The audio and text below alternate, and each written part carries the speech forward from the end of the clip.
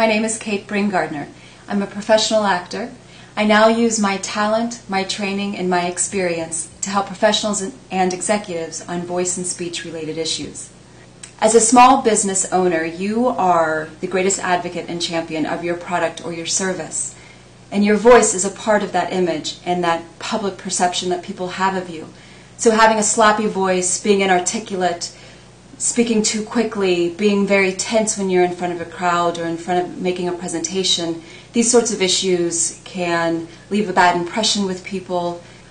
I find myself helping my clients mostly with tension, articulation, and projection.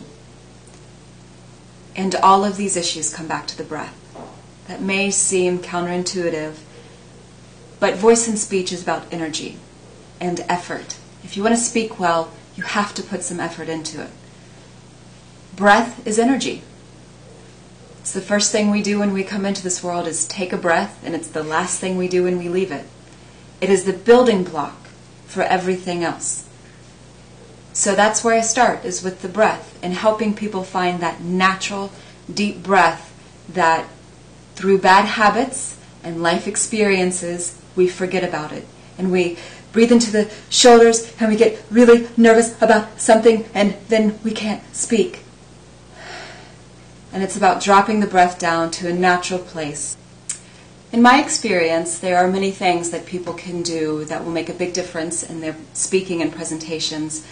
One of the big problems people have is not finishing their words. And not finishing your words is just like not finishing anything else, an assignment, a project.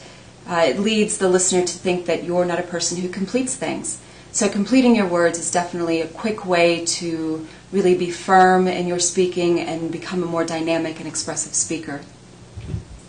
A lot of times people leave the last consonant off the end of a word. The D, the T, the K, and really adding that crispness and firmness to your words will make you a more dynamic and effective speaker.